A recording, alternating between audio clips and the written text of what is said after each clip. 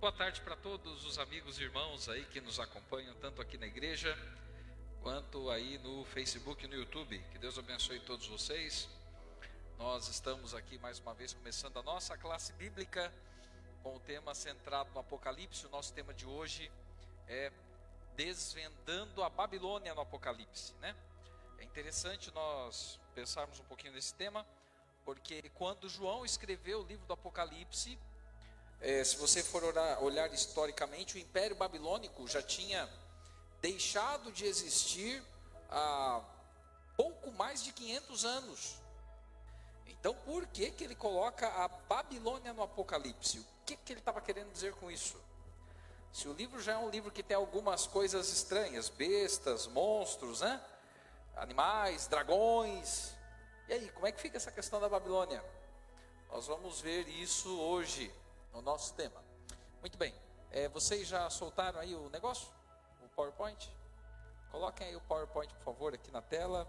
E também coloquem aí na internet, por favor. Nós temos algo importante para falar para vocês, enquanto o pessoal está arrumando tudo aí. Compartilhe o vídeo. Assim como eu tenho certeza que você hoje cedo compartilhou o culto, que foi uma grande bênção, né? O pastor Aguinaldo esteve falando aí sobre Daniel capítulo 4. Compartilhe também hoje, a mensagem de hoje para as pessoas, principalmente as pessoas que você sabe que precisam colocar a vida nas mãos de Deus. Se você tiver perguntas, se você tiver observações, nós teremos aí irmãos que estão observando tanto perguntas e colocações do YouTube ou do Facebook, e que vão trazer para nós. E se alguém aqui hoje, do nosso meio, tiver uma pergunta, uma colaboração para fazer sobre o tema de hoje, pode fazer. Nós temos tido a nossa classe, como é anunciado aqui toda semana pelo Luiz Paulo, toda sexta-feira às 19 horas, mas já estamos chegando perto do fim. O nosso tema sexta que vem, que é um dos últimos, é a Cidade Santa Revelada. Nós temos o tema sexta que vem, depois temos no sábado, e faltará apenas mais um tema. Então nós já estamos chegando na reta final dos nossos temas do Apocalipse. Depois nós vamos ter outra classe bíblica. E para você que conhece pessoas que estão afastadas da igreja, que tem o desejo de conhecerem mais sobre a Bíblia, se programe para convidar essas pessoas para participarem dos nossos movimentos como essa classe bíblica, para elas aprenderem, para elas terem a oportunidade de conhecer o plano de Deus e de aceitarem Jesus como Salvador e Senhor. A propósito, nesse mês, nós temos aí semanas especiais nas 3 igrejas aqui da nossa região, do nosso distrito de São Mateus. Nós começamos hoje na igreja do Carrãozinho, teremos culto hoje, amanhã, quarta-feira e sábado que vem, quando haverá o batismo da primavera no Carrãozinho.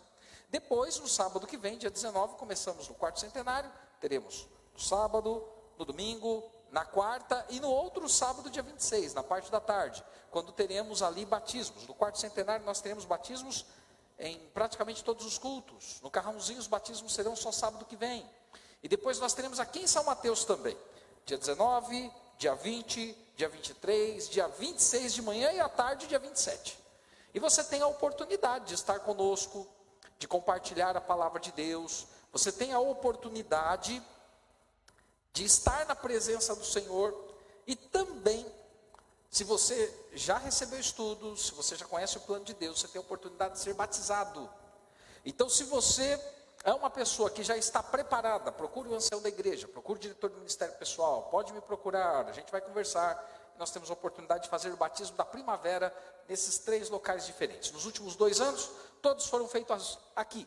O distrito todo se reunia, fazia aqui. Esse ano é um pouco diferente, um em cada igreja. E eu espero que você possa estar aí participando conosco. Nós já temos aí algumas pessoas que vão batizar, como eu disse, no Carrãozinho, também no quarto centenário, aqui em São Mateus, e esperamos que, se você já está preparado, você possa colocar sua vida nas mãos de Deus também.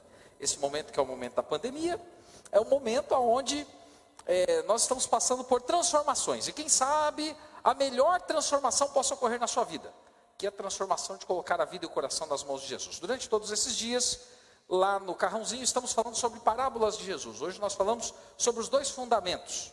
No quarto centenário também falaremos sobre esse tema. E aqui no São Mateus também, tá? Temas das parábolas, não serão os mesmos sermões. Então, se você quiser também acompanhar, você vai estudar aí no mínimo sobre 12 parábolas durante todo esse período aí. Muito bem, então nós temos aqui já projetado o nosso tema, o Apocalipse revelado, que hoje não funciona. Não funciona. Tem que apertar o azulzinho ali, ó. A flechinha azul. Isso. Vamos ver agora se agora funciona aqui. Não está funcionando. Aqui não está indo.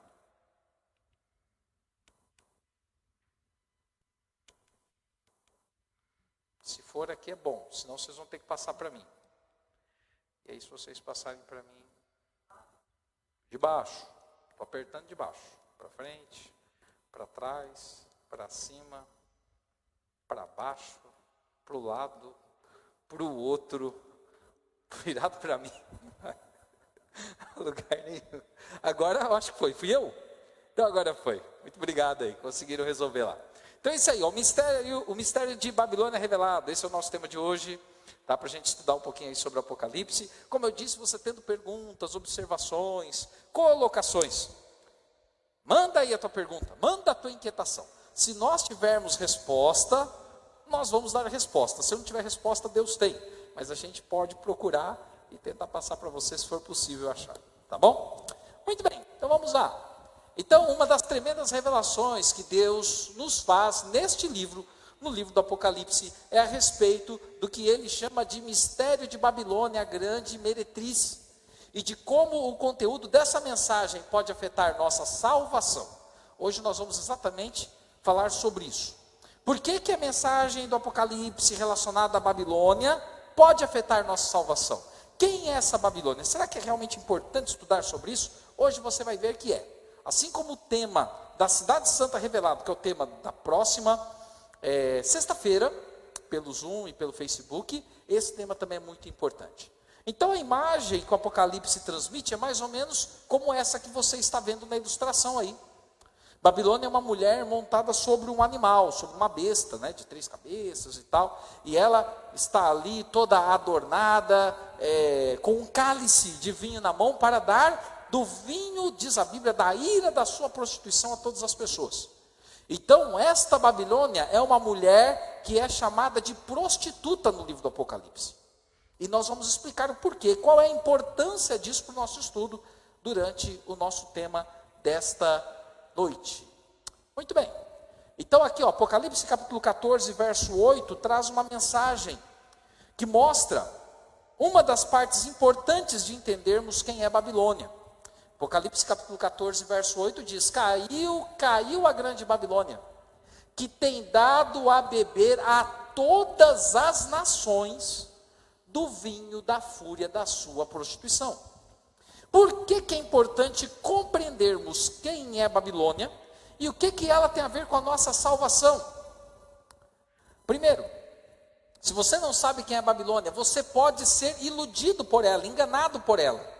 Porque a passagem bíblica é clara, ela tem dado a beber a todas as nações do vinho da fúria da sua prostituição. Ou seja, ela tem um vinho que ela passa a todas as pessoas.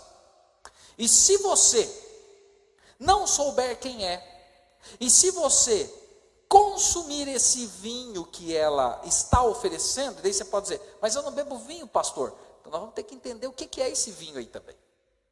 Mas se você consumir esse vinho, você vai cair. E aí é que está a questão. O cair tem a ver com a salvação.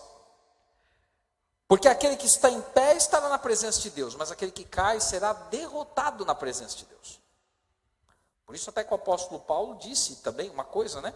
Que de certa forma tem a ver com isso aí.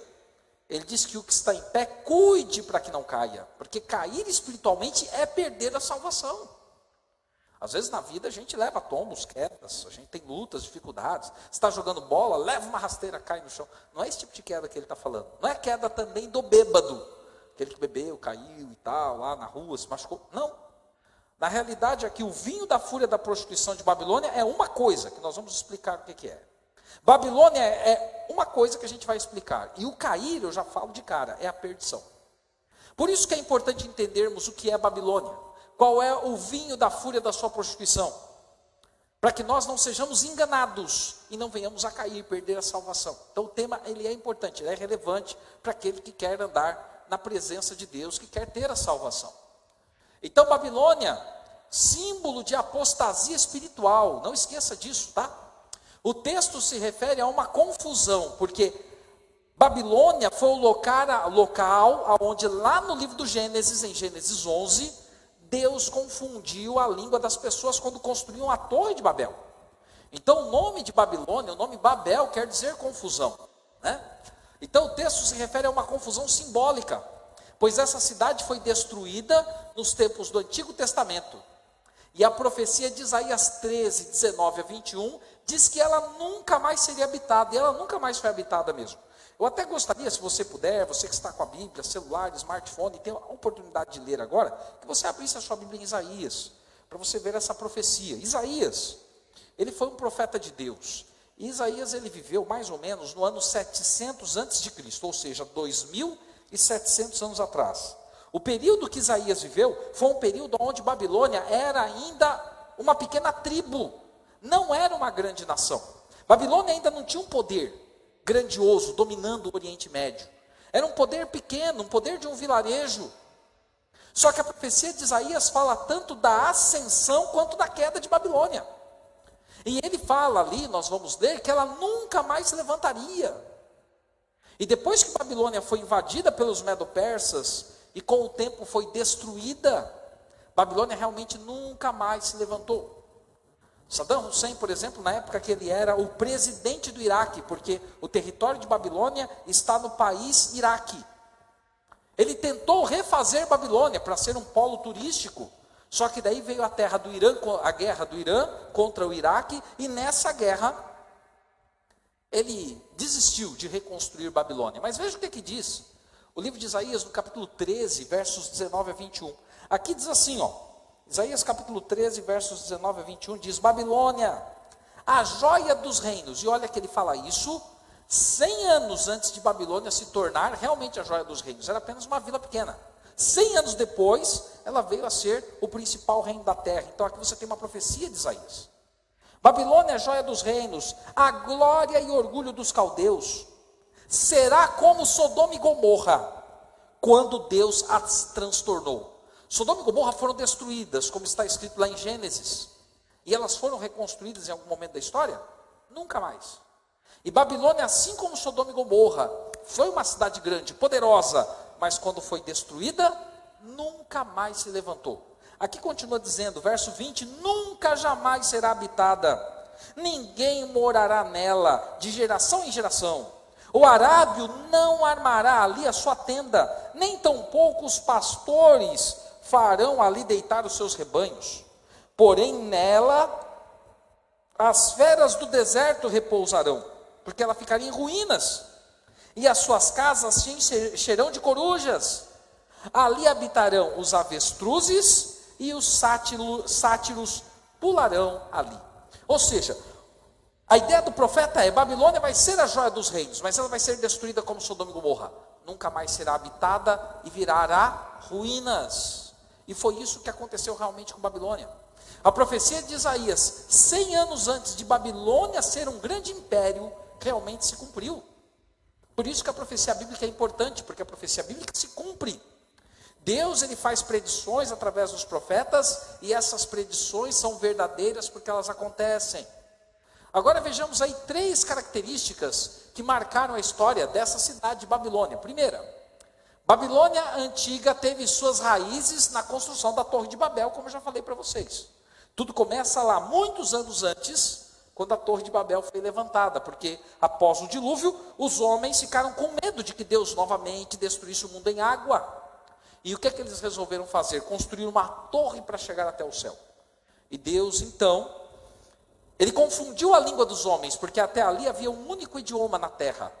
A língua dos homens foi confundida para que eles não conseguissem mais dar continuidade à construção da torre.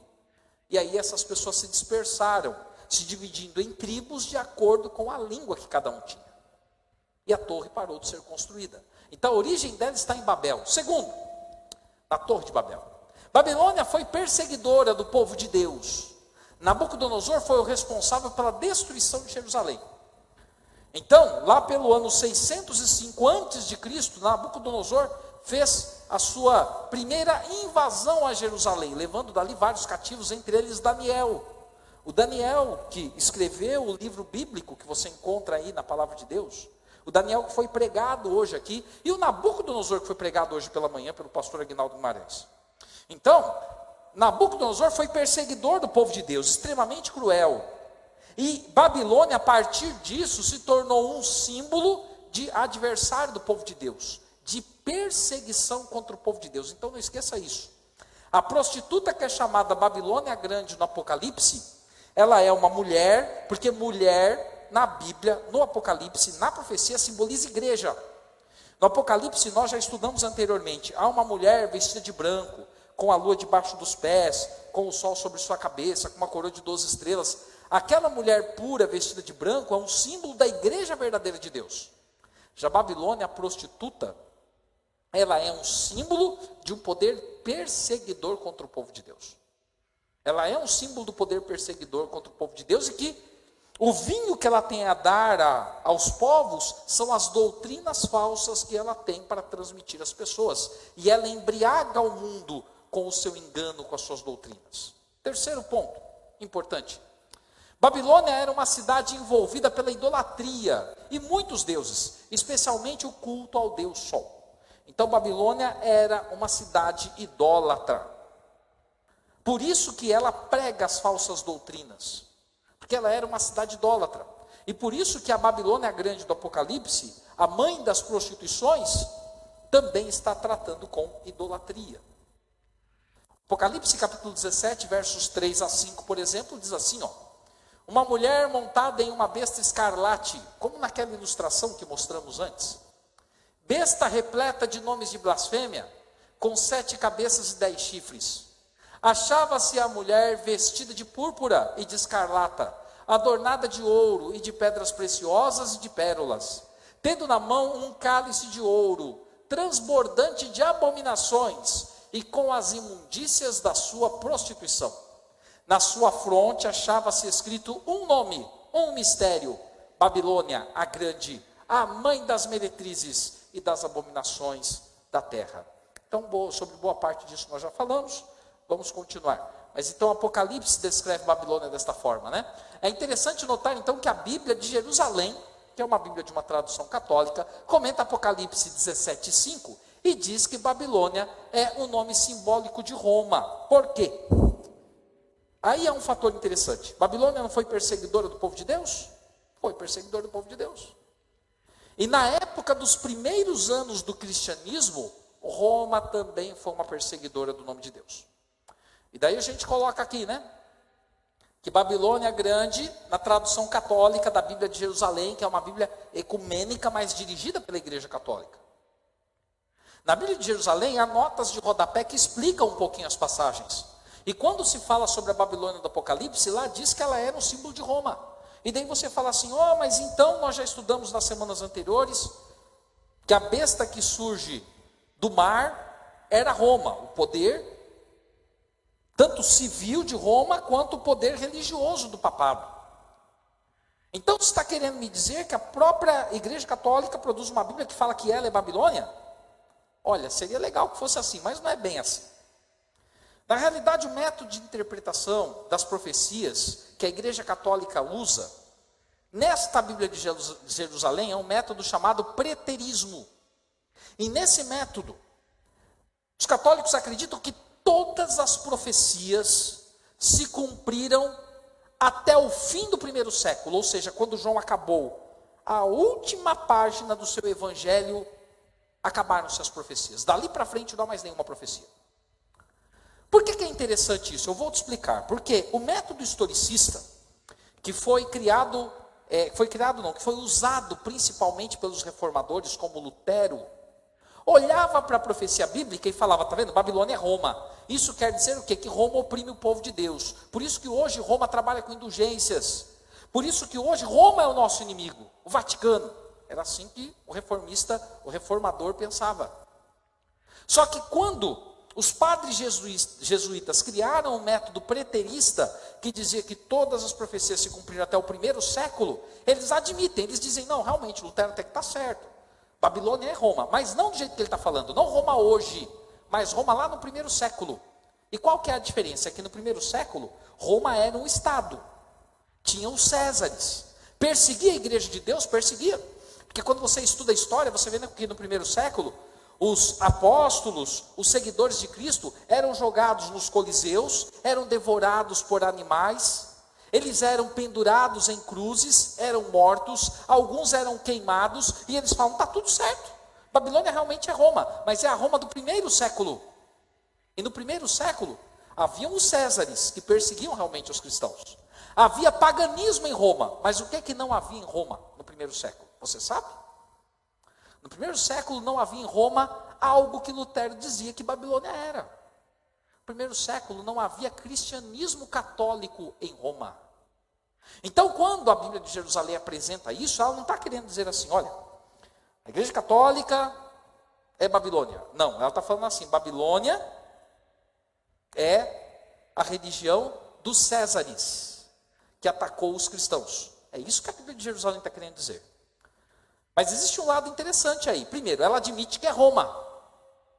E quando nós estudamos a Bíblia no método historicista, que é o método que a igreja adventista estuda, é o método que os reformadores, como Lutero, estudou e adotou como método de interpretação profética, e daí você começa a ver dentro do contexto do Apocalipse, e nós vamos ver isso hoje, que você pode crer com firmeza que a profecia não se cumpriu toda no primeiro século, como a gente já viu nos últimos estudos, que falaram sobre os 1260 anos, o período de opressão, o período de supremacia papal.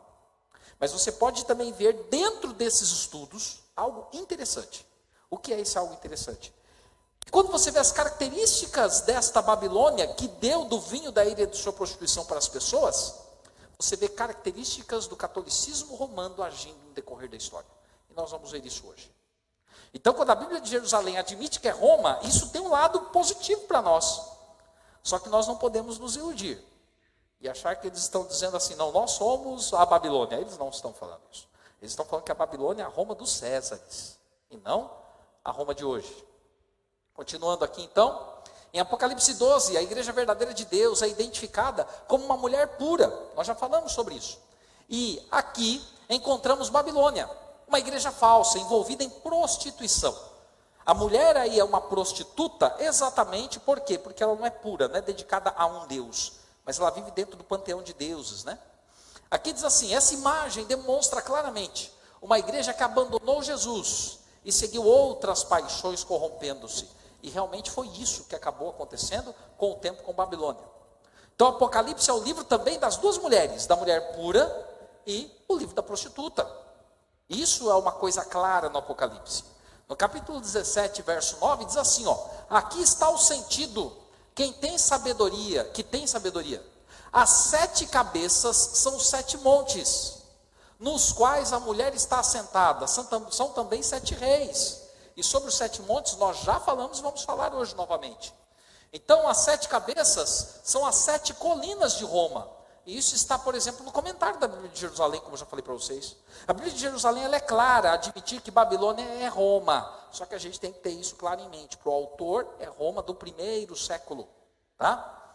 A besta, no caso aí, Roma, leva sentada sobre si uma igreja prostituída.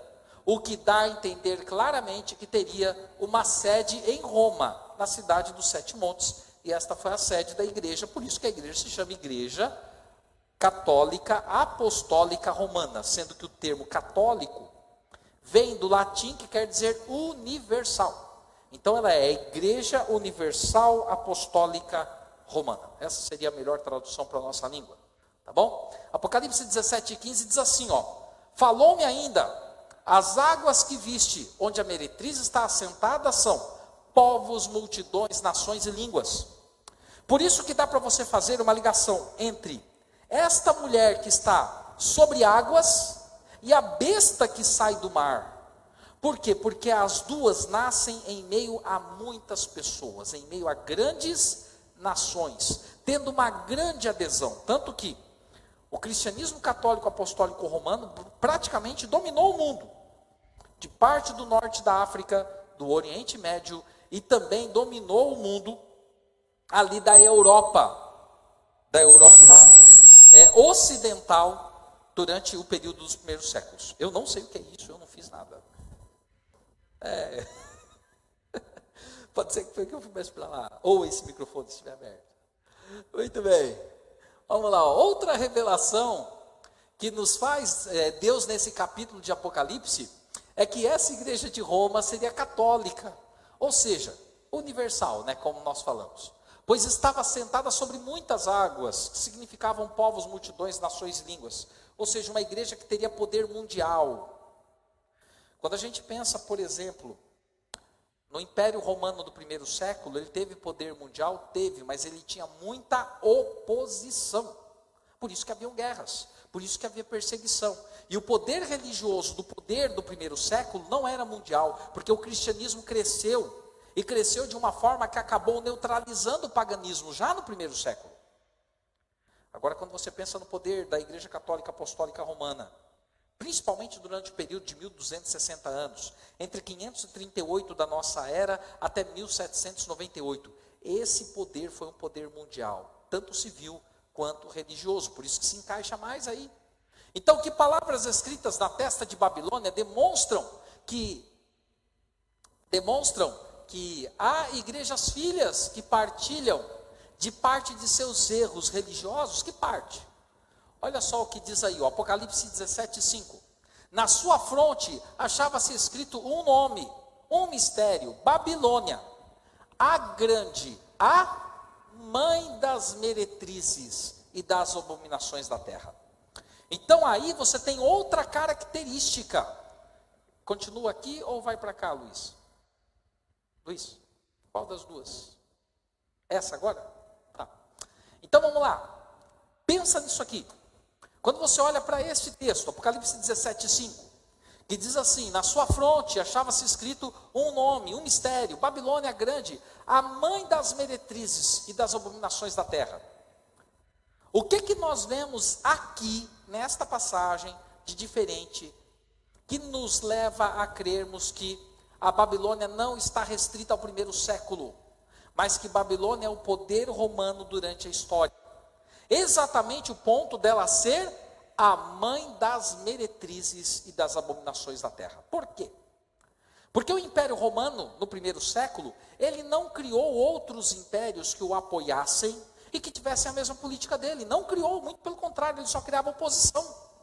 Em termos de religiosidade, o que surgiu foi o cristianismo, que também foi uma oposição. Agora, quando você pensa no poder civil e religioso de Roma, esse sim, a partir do momento que dominou a terra, ele a dominou durante um período muito longo, e quando houve a reforma, dentro da reforma, foi iniciada uma reforma, que se falava sobre a salvação pela fé, pela graça, mas esta reforma ainda manteve muitos ensinamentos de Babilônia, ou seja, Babilônia se tornou a mãe, no caso a Roma pagã e religiosa papal, e denominações que saíram dela mantiveram a mesma política religiosa, se tornando suas filhas. Ensinamentos em comum entre Babilônia mãe e entre as filhas da meretriz. Esse é o ponto importante, e que faz com que entendamos algumas coisas. Babilônia cair é a queda espiritual. Se você aceitar as doutrinas de Babilônia, se você se contaminar com o vinho da fúria de sua prostituição, você cai junto com ela. Por isso que é importante saber quem é Babilônia. E Babilônia tem filhas. E se você se contaminar com as ideias das filhas, você cairá também. Por isso que o estudo de hoje, ele tem muito a ver com salvação, tanto para você quanto para mim. Então, a visão do Apocalipse revela que Roma é a igreja mãe. Esta tem filhos que a deixaram e filhas que saíram dela, mas apesar de havê-la abandonado, conservam muito dos seus vícios e da sua conduta religiosa equivocada, que foi o que nós falamos agora. Então, a Babilônia, a prostituta, a mãe das meretrizes, ela deu o seu vinho para as demais meretrizes, também se contaminaram. Essa mulher também se prostituiu com os reis da terra, conforme apresenta o verso 2 do capítulo 17. Isso quer dizer que essa igreja conseguiu o apoio dos reis e governantes de todas as partes do mundo. Ela embebedou os habitantes da terra com o vinho da sua devassidão, como está também no verso 2. O vinho é o suco da uva fermentado, e na Bíblia é usado como símbolo de doutrinas erradas, que geralmente não passam de tradições humanas. E aí que está a grande questão. A tradição, por uma encíclica papal, por um voto da Igreja Católica, a tradição está acima da palavra de Deus. Ou seja, se a Bíblia fala A e a tradição fala B, dentro da concepção católica você tem que ficar com B. Não tem que ficar com A, que é a Bíblia, a palavra de Deus. Agora, algumas das filhas de Babilônia adotaram o mesmo critério. Se a Bíblia fala A, mas a tradição fala B, nós vamos ficar com B. A questão do sábado é uma dessas questões, porque a Bíblia fala, sétimo dia é o sábado, mas a tradição fala assim, guarde domingos e festas. E hoje a maioria não guarda nada e diz, o sábado não é importante. Deu para você entender? Eu creio que sim. Muito bem, qualquer dúvida perguntem aí. E quando vemos isso, principalmente o culto idólatra que havia naquela época, nós podemos ver que realmente isso se expandiu, chegou em outros lugares. Assim como em Apocalipse 12, uma mulher pura é símbolo adequado da igreja fiel, aqui aparece uma meretriz como símbolo de uma igreja que se prostituiu e que teve uma queda doutrinária, porque a prostituição é exatamente isso, é a queda doutrinária, é não fazer aquilo que é o plano expresso de Deus para o seu povo. A Bíblia de Jerusalém, por exemplo, comenta que a prostituição é símbolo da idolatria. Um antecedente bíblico ajuda a entender esse ponto de vista, e o encontramos em Ezequiel. Eu gostaria de abrir a Bíblia com você então em Ezequiel, capítulo 23, por favor. Ezequiel capítulo 23, versículo 37. Aqui em Ezequiel 23, 37, a Bíblia, a palavra de Deus, diz assim: porque adulteraram, e nas suas mãos a culpa de sangue, com seus ídolos adulteraram, e até os seus filhos, que me geraram, ofereceram a eles, para serem consumidos pelo fogo. Aqui em Ezequiel, o adultério tem a ver exatamente com o relacionamento com os ídolos, com a idolatria, e essa teria que ser uma forte característica de Babilônia. E é claro que essa característica estava presente na Roma pagã do primeiro século, claro que estava, lá havia idolatria, mas essa característica também perdurou no período de supremacia papal e perdura até hoje, dentro da igreja romana. Muito bem, então, como dizem Ezequiel, nós já lemos aí, eles adulteraram, já foi essa parte. Então é possível identificarmos algumas dessas doutrinas que foram adulteradas, não só a idolatria, mas algumas outras.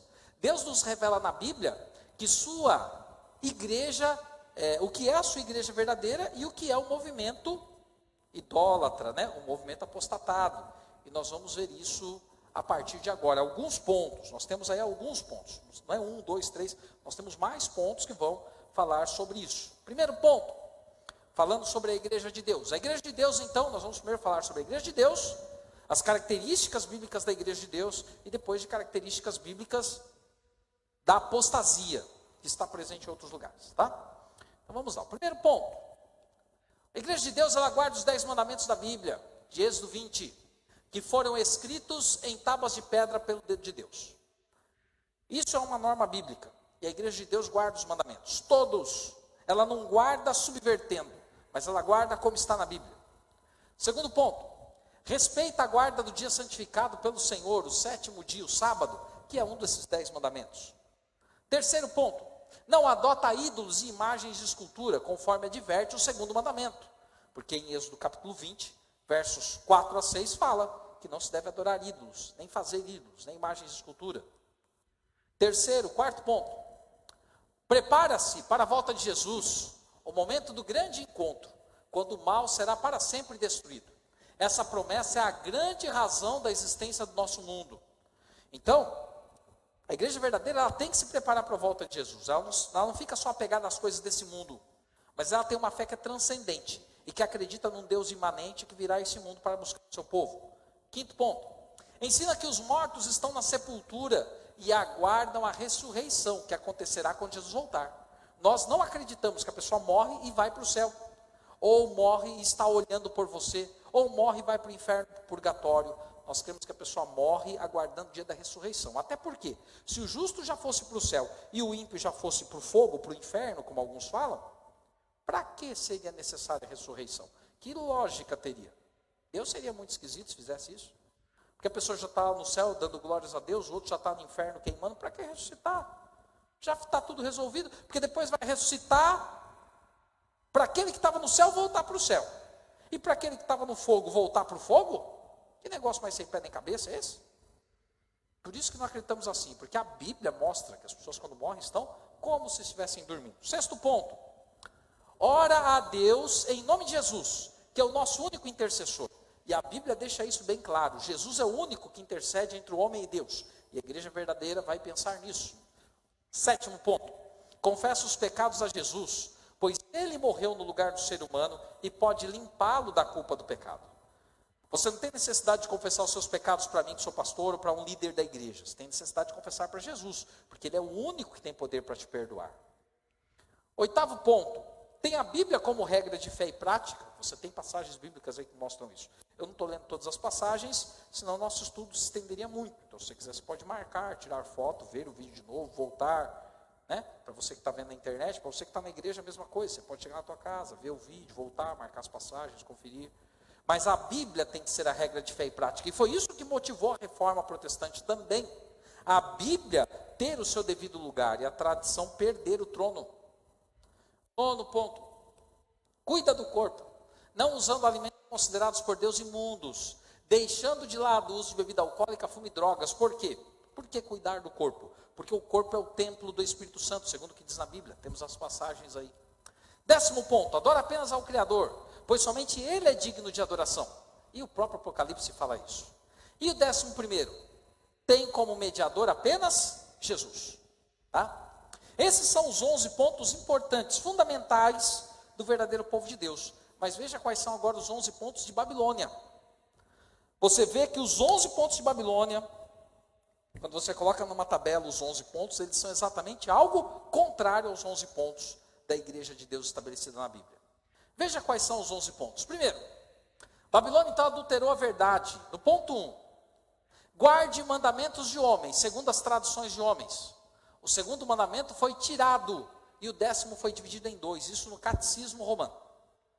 Então, quando você olha para o catecismo romano, que não é seguido só pela igreja católica, mas é seguido por outras igrejas também de tradição protestante, quando você olha para ele, o segundo mandamento é tirado, tá?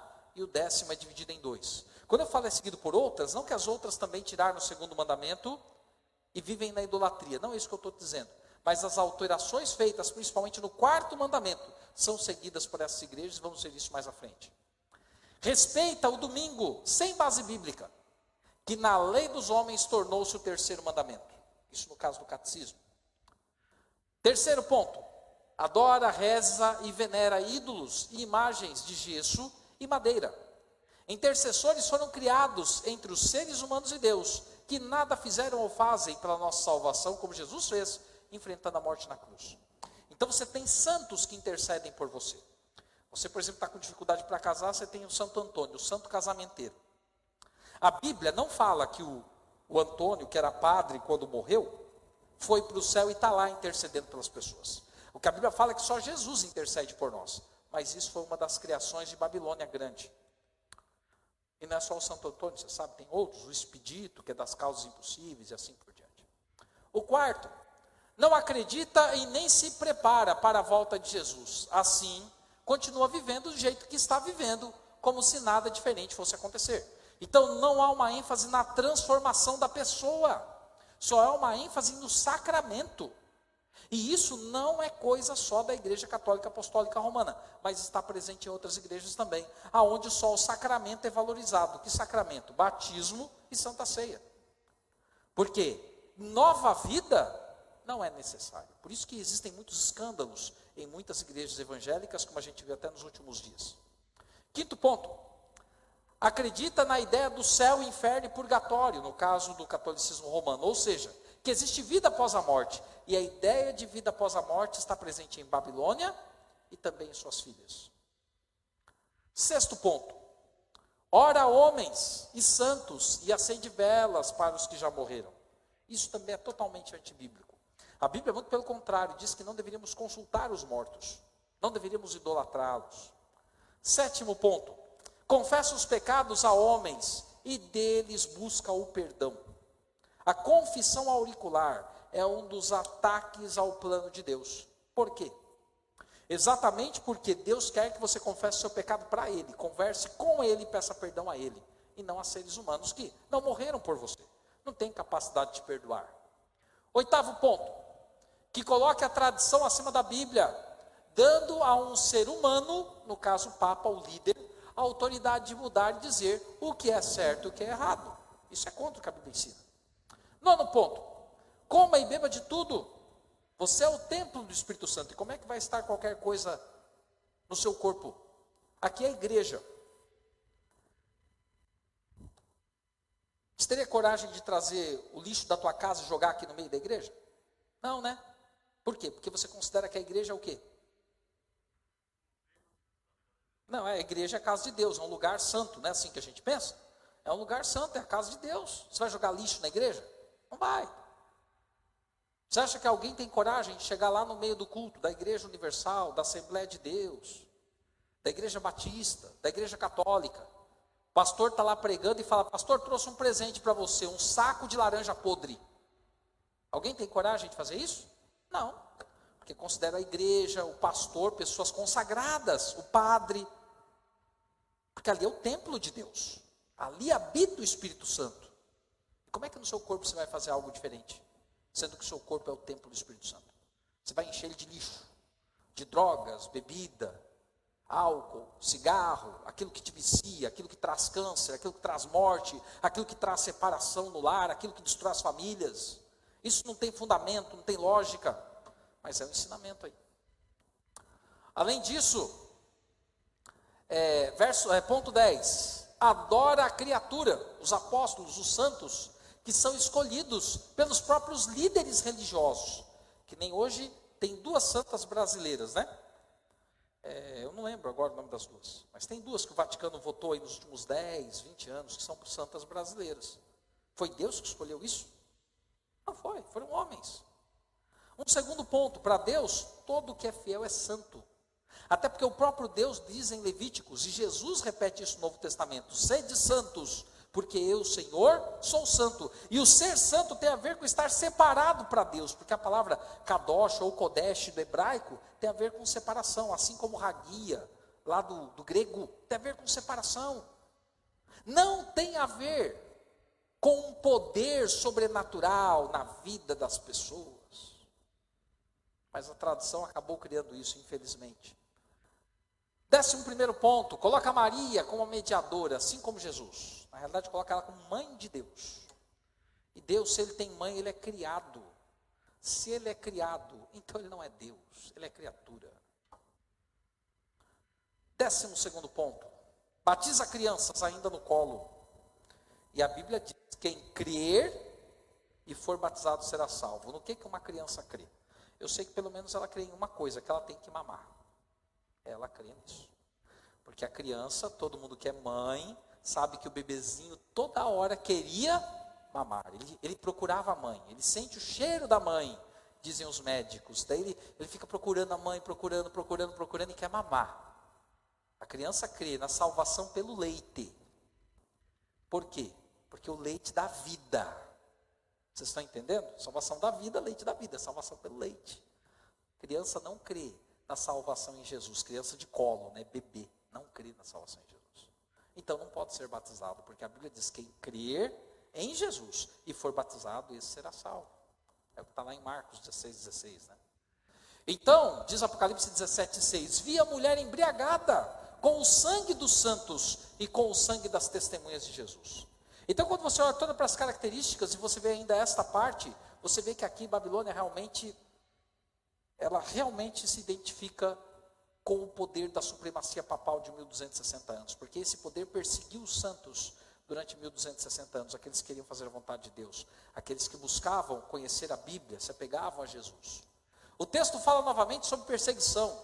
Em um momento da história, a Babilônia foi intolerante com os cristãos fiéis, pelo único motivo de que eles não aceitavam seguir as tradições religiosas, preferindo obedecer a palavra de Deus. O Apocalipse é direto e identifica a igreja que pretende ser de Deus e não é. Quando Jesus esteve aqui, deixou uma descrição sobre a sua volta e o encontro com os perdidos que lhe dirão. Olha o que diz aí, Mateus 7, 21 a 23. Nem todo que me diz Senhor, Senhor, ou seja, nem todo que louva a Deus, nem todo que vai à igreja, nem todo que clama ao Senhor, nem todo que me diz Senhor, Senhor, entrará no reino dos céus, mas aquele que faz a vontade de meu Pai que está nos céus. Muitos naquele dia hão de dizer-me, Senhor, Senhor, porventura, não temos nós profetizado em teu nome? E em teu nome não expelimos demônios? E em teu nome não fizemos muitos milagres? Então lhes direi explicitamente, nunca vos conheci, diz Jesus. Apartai-vos de mim, os que praticais a iniquidade. Existem pessoas hoje, tanto de Babilônia quanto de suas filhas, que dizem que em nome de Deus profetizam, em nome de Deus expelem demônios, em nome de Deus fazem milagres, mas não serão reconhecidos por Deus no dia final, no dia do juízo. Por quê? Porque não fazem a vontade expressa de Deus, seguem a tradição humana. Por isso que é importante identificarmos Babilônia no Apocalipse e fugirmos dos seus ensinos, para não sermos destruídos juntamente com ela. A salvação está estendida para aqueles que fazem a vontade de Deus. É possível praticar a iniquidade achando que está servindo a Deus? É possível? Claro que não. Se você pratica a iniquidade, você não está servindo a Deus. Se você participa do vinho da ira da prostituição de Babilônia, você não está servindo a Deus. Porque servir a Deus tem a ver com mudança de vida, com transformação. Transformação essa que vem do poder do Espírito Santo e não das traduções humanas. Continuando aqui. Que ordem de Deus aos sinceros que ainda estão em Babilônia demonstra que sua queda religiosa é grave. A ordem é esta que veremos aqui. Retirai-vos dela, povo meu. Eu quero ler com você. Apocalipse capítulo 18. Abra aí, por favor, a tua Bíblia. Ou o teu celular, smartphone, computador, o que você tiver à mão aí, tiver a oportunidade de usar. Capítulo 18, verso 4. Apocalipse 18, 4 diz assim: ouvi outra voz do céu dizendo: retirai-vos dela, povo meu, para não serdes cúmplices dos seus pecados, e para não participardes dos seus flagelos. Dois motivos para se retirar de Babilônia. Primeiro, não ser cúmplice dos seus pecados, ou seja, não agir como ela age, não viver debaixo daqueles 12 dogmas que nós colocamos aí no texto, aí na tela. E o segundo motivo, para não participar dos seus flagelos. Porque quem participar dos pecados, quem for cúmplice do ensino, vai participar dos seus flagelos. Às vezes algum fala assim, mas eu não adoro estátua, mas você crê na vida imediata após a morte, você está sendo, infelizmente, cúmplice dos seus pecados também, e vai participar dos flagelos. Então busca a palavra de Deus, busca uma mudança de vida. Eu não adoro estátuas, mas você guarda qualquer dia ou domingo, está sendo cúmplice dos pecados do mesmo jeito. Então busca o conhecimento da palavra de Deus, porque o apelo de Deus para você e para mim hoje é: retirai-vos dela, povo meu. Existe povo de Deus em Babilônia? Com certeza. Então não está decretado o fim de todos. A igreja adventista não é a única que vai para o céu. Na realidade, a igreja adventista nem vai para o céu. Porque Deus não vai levar templo, Ele vai levar pessoas. Então não vai a placa, não vai esse prédio aqui. O que vão são as pessoas que não participam de Babilônia, não são cúmplices dos seus pecados e não participarão dos seus flagelos. E Deus faz esse apelo a você e a mim também. Para que o ser humano se retire de Babilônia, se é que está lá. e o ser humano busque fazer a vontade de Deus como está na Bíblia e não segundo tradição de homens. Então está aí o texto bíblico que já lemos. Não vou ler mais, já está lido.